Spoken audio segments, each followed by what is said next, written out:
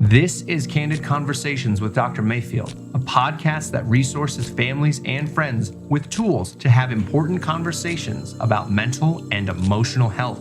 This show is sponsored by Mayfield Counseling Centers, helping you find clarity, hope, and purpose. Here's your host, Trever Shirin. Thank you for joining us on Candid Conversations. We are excited to be joining you again this morning. We're starting a little bit later today, so you get the benefit of us being fresh, awake a little bit more. That's debatable. It's 9, so we're at least, it's not 7 a.m. Right. So, a little bit of a difference. Today, we are starting a 3-part series on something that we alluded to last week called the core longings. So, the way that this is going to progress is that we'll start this week talking about the first 2, which they kind of fit into 3 categories, which is why we're doing it this way. True. Yeah. Next week will be the second set, and then finally the third week will be the third set, and it will be all wrapped up. And the funny thing about these too is these are going to be like, you've never thought that you actually knew these things in some ways, right? I do this all the time in counseling with my clients, and they're like, Oh, right. That makes sense. Why didn't I know this? Like, well, you did. You just didn't have words for it. Exactly. And so I think that's what's going to be for our listeners is you're going to be able to put words to it today, whenever you're listening to it. Whatever. It's more coffee. I want to start today's episode by just defining the core longings, because I think the concept needs just a little bit of explaining to put words to thoughts that we've probably had before. Well, it's interesting because I think you all, as you heard that phrase, core longings, you've already kind of made up your mind of what you think they are. And you're probably right. They're just the basic needs that we have as human beings, right? I think what make us up as human beings, the relational piece, the piece to be known and to be seen. And these are kind of parsing that out a little bit. Yeah. And something that I'm hearing in your language is there might be different words for what we're talking about. If you look up online, you'll find several different lists of what the core longings are. And for the most part, they're all speaking to the same concept. Viktor Frankl's got his and existentialism, and you've got stuff in faith-based realms and that kind of stuff. But it's funny thing is it's all saying the same stuff. Yeah, and so if you've heard of these before and you hear us talking about different words to label these core longings, just know that that's just because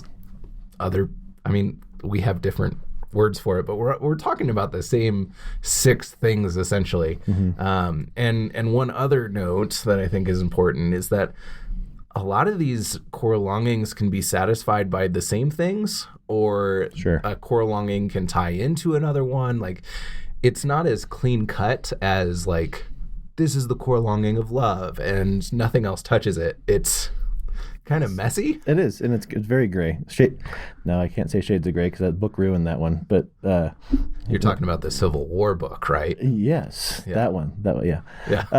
No, but there are different levels of gray in this, in that it's not black and white. And I think a lot of times as human beings, we like to have our needs satisfied by black and white. Just tell me what to do. Right. Fine.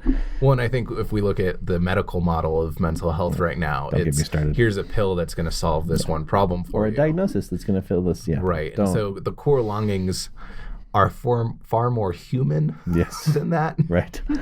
So today, love and safety. Love and safety. Next week will be acceptance and understanding. And then the last one will be significance and purpose. Those are the 6. And again, you've gone, okay, I've heard these before, or I know these before, but let's dive into these. Like, when did you first get introduced to these? Honestly, it was through a book that talked about addiction to pornography and sexual whatever. And it was talking about a lot of the time when we are going towards pornography to fulfill something in us, it's trying to fulfill a core longing. And if we can identify those core longings, we're then able to see how pornography, and this feeds into our conversation about sugar, porn, and fame, where it treats it like sugar, where what we're trying to satisfy is the hunger of love and acceptance. We're giving ourselves sugar. And so our love and acceptance belly doesn't sit well with that. Right. So that was really the first time. And as I've explored it more and more, and as I've been working with clients, it's been really, really helpful to be able to look at a client and say, okay, in your life right now, what is the core longing that you're trying to satisfy most? Well, and I think I was first introduced to this concept. I'm not sure I'm not going to do it justice, so I'm not going to even try. But Viktor Frankl, talked about some of these things in his book, Man's Search for Meaning, and there's Paul Tillich as well, kind of a contemporary of Frankl. But it's this idea that we're on this relentless search for purpose and meaning, and there's certain things that create deeper voids, and there's other things that create deeper meaning.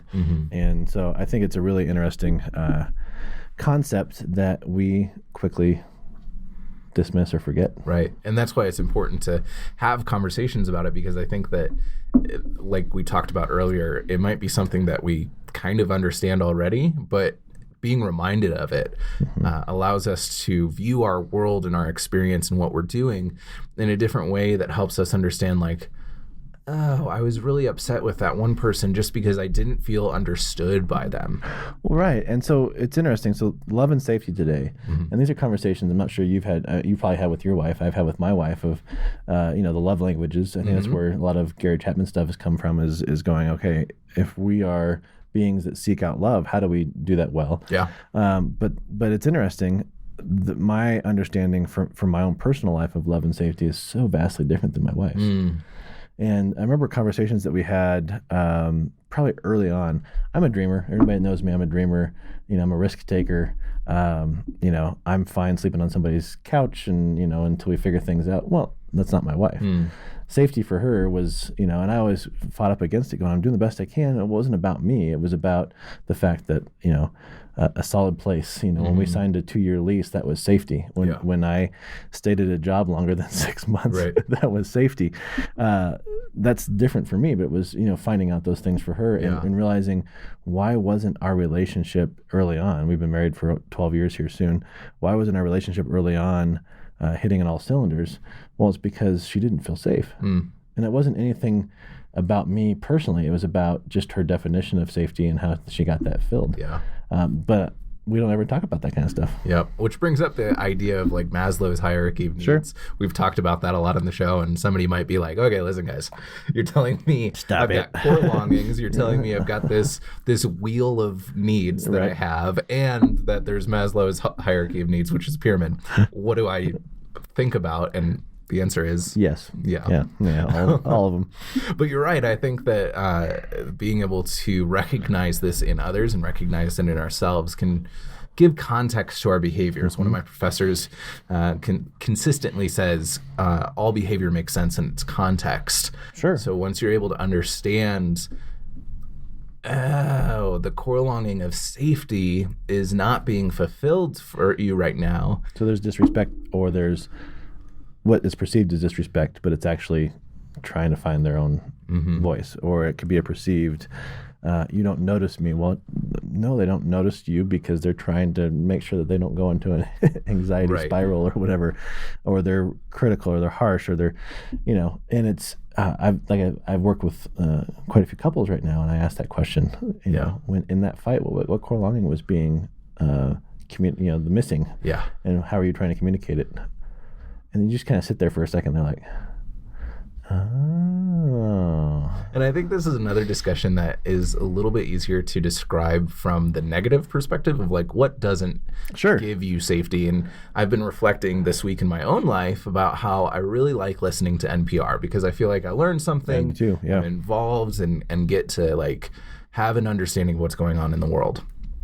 However, I think that there's a lot of aspects of listening to the news where you start to lose a sense of safety, because you're hearing all of the devastation and the travesty and the tragedy in the world, and you have no power to do anything. And so you're feeding into another core longing.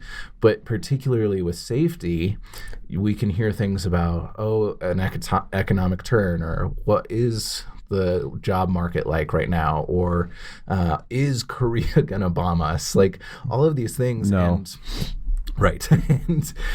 and what can happen is we start to feel unsafe in a world that, I mean, or we see things that are, everywhere we look now is unsafe, right? And I've talked before about how it may seem like the world is a worse place today, but I think most of that, maybe 90% of the reason we think that is because we have access to every single tragedy in the entire world. We got more immediately. power. We got more power and access into these three things on the table right now. Right. Ever did, right? Yeah. It's interesting that you say that, because I think we are probably, and this is just a statement of, I'm not sure, mostly opinion, but if you look at the core longings, we are probably at a worse state that we've ever been when it comes to those things being met, because of some of those things you talk about, right? The access that we have to social media and information. But what would you say about kind of the push, especially in this Western culture of individualism, individualistic, go find yourself type of thing? Yeah. I think there's some good to that, but how does that affect, this idea of love and safety if we're kind of out for ourselves? Well, I've noticed that the more independent we become, the less we know about ourselves, which is a really interesting. True. Yeah. I never thought about it that way. Aspect. I was talking to a client yesterday who was talking about, like, I know that therapy is not the place where you can give me the answers and blah, blah, blah, but that's what I want you to do. And I was like, can I reframe that for you? And I said, therapy is mostly where you get to come and you get to lay out all the things that you're thinking about, and I can help you reorganize it and make sense of it. And that's really like a huge aspect of the therapeutic process that is therapeutic. Right. And I think that we as people were made for community, and the community helps us grow as individuals. My wife, Bree, makes me a better person because she can say, Trevor, you're being an idiot right now. You need to figure this out. And I, on my own, wouldn't think that. I would be caught up in my own story cycle or whatever it is. And so it's interesting that as we become more independent and we separate ourselves through social media from true connection. Right. False connection or perceived connection. We lose some of the feeding into core longings like love and safety, where now the only love I can really get that's honest and authentic is from myself. But if I'm not in a place to offer that to myself, right, where does it come from? Well, I think that's a really good point, that we have this perceived connection or this false connection. And I think when we really take stock of that, it becomes a pretty lonely proposal. Yeah. Like, what do we do with this? And that's why we wanted to talk about this too. So let's talk real quick about this idea of love and safety. Like in its purest sense, I wonder what would those things look like? And I think, because I think, like you said, we can pull out the ways that it doesn't look like, safety. If I'm not feeling safe, I can use food to comfort, or I can use. Same with love. Right. So I can use love, if it's like food to comfort, pornography, you think about just kind of our culture, we're talking about one night stand. I mean, different things like that. Social media fame. Right. What other things do you think? Well, I guess so let's look what it isn't, and let's talk about what it is, so our listeners can have an understanding. So, like, what it isn't. What I know you and I both have just divulged on this show our desires, or not our desires, but our struggle with anxiety and fear. Yeah. And how there's things that we still do. I don't know about you, but I still do when I'm locking up the house at night and making sure everything's right. Again, false sense of safety, right? Yeah. But it helps me at least. So what kind of other things do we think of that are maladaptive for love and safety before we talk about what's actually positive? Yeah, well, I've thought a lot about how I worry about things 6 months in advance. So I don't worry about things like right now or tomorrow. Those things I've already worried about 6 months ago. You're good. You're covered. So like for me, if I know that I can financially be stable in 6 months, that feels safe to me. And if I don't, which means that something today is occurring that may not actually affect 6 months from now, but it's affecting me now, it taints the way that I see 6 months from now and can cause me to feel unsafe because my future is unstable. Sure. That's one way that I've really noticed safety in my own life this week. Okay. And then for love, I think I just hone in on the ability to connect with others. We've talked about that a lot before, and that's the whole purpose of this show, is to help our listeners be able to connect in a more deeper and meaningful way with others. I think that is one of the most beautiful ways, apart from our faith or spirituality, to fulfill this core longing of love in ourselves, you know? Well, yeah, I think it's the idea, if we don't love ourselves or don't know how to love ourselves, how can we find love in others or love other people? I think you speak to the maladaptive longing of safety for me too, of, hey, if I can see myself 6 months from now, 3 months from now, financially, or maybe not even financially, but just thinking about all aspects of life, I'm like, okay, I could be good. But if, there's an unknown there, right, like, I'm freaking out. Right. And I'm learning, right? I'm learning that what we say a couple weeks ago, that, or a couple episodes ago, that 90 some odd % of what we worry about doesn't come true, and only 4% does, right? So I'm taking that to stock and listening to my own words there. It's helped calm me a lot too. But I think the love piece too, and I think for those of us that have had hard times connecting in our lives, it's amazing how quickly the idea of pornography or those kinds of things can rise up in somebody. Almost insidiously. It is. Even if somebody that, even if, you've not struggled with it for a long time, and how when you're, the minute you don't feel loved, how that pops back up again, or, is an insidious alternative. And it's, all these things that we talk about, that we try to I think the whole idea is control around love and safety, leaves us empty. Who's the individual who wrote the book, The Body Keeps Score?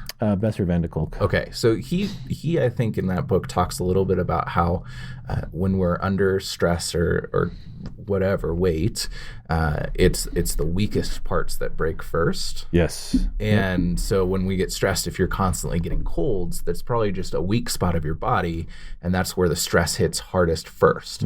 And I think that the same can be said about our core longings, where when we're under pressure or things are getting really rough or whatever, we can feel a deficiency in whatever the least fulfilled core longing is, or the one that we've already had weakness in. And so we automatically turn towards drugs or alcohol or sex or pornography or just being rude, raging. Because those are ways that we've found that can kind of satisfy momentarily those core longings. Well, I've had clients in the past, couples in the past, where spouse X, I'm not going to assign a gender to it, but say spouse X is not having their core longing safety being met.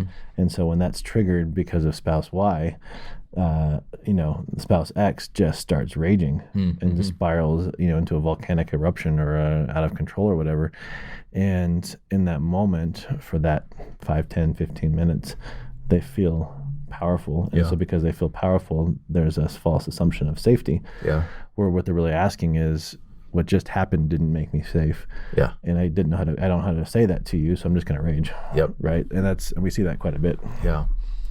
So for our listeners and viewers, what's something that they can start to, like, questions they can ask themselves this week leading up to the next set of core longings about love and safety in their own lives right now? That's a good question. I think it plays into a lot of our other episodes, right? So I'm not trying to recreate, the wheel here, but it's taking stock of your triggers, taking stock of what things, really upset you, taking stock, sitting down with, in some ways, sitting down with yourself at a piece of paper and going, do I feel safe? In what ways do I feel safe? In what ways don't I feel safe? Kind of doing that pro-con list. I think the same thing with the idea of love, of where do I find love? Who do I allow to love me? How do I love myself? So I think it's just asking, begin to brainstorm those questions without judgment, right? Neither right or wrong, just what is. But it's the honesty piece, I think, that really needs to happen. I don't know. Acknowledging any shoulds that come up. Right. I should be feeling, no, you shouldn't. Just allow it to go. Right. Where the world should be. And I think judgments. How often do we spend time actually thinking about that? Right. We don't. What I really like about these core longings is that they do all play into each other's, and I think that a really well-rounded life fulfills all of those 6 core longings in this ambiguously whole way. Like, it's not easily separated. And so something that our listeners can do this week is they can even just look at their entire lives right now through the lens of, is this satisfying my core longing of safety? Is this satisfying my core longing of love? Right. Just deal with those this week. And here's a caveat too. If you start doing that and you start getting overwhelmed, it's okay to stop and pick up the phone and call a friend or call a counselor, because sometimes you realize, oh, I'm so out of balance or so out of whack that it's kind of scary. Yeah. And that's where I think, like Trevor, like you said yesterday with your client, I wish you just give me the answers. Well, we're just connecting and I'm helping you figure those things out. That's what therapy is all about. Yeah. I mean, I've had this image of counseling being like a mirror, where it's not the mirror's role to comb your hair. It's just to show you where the hair's off. I like that. And I think that's really a good way to look at counseling when you enter the room, because now it really is focused on you as the individual coming to counseling, rather than going to a doctor who's going to be able to put the bone in place, Yeah, no bones, no blood. I'm good. No, not in a counseling office. Well, feel free to reach out to us at Candid at Mayfield Counseling. You can actually give Adam Smith a call at 719-452-4803 if you need somebody to talk to, and we're happy to help. Yep. Go find healthy ways to fulfill those core longings. And we'll see you next week when we talk about acceptance and understanding. Thank you for joining Candid Conversations. If you would like more information, you can email candid@mayfieldcounseling.com or call 719-452-4803.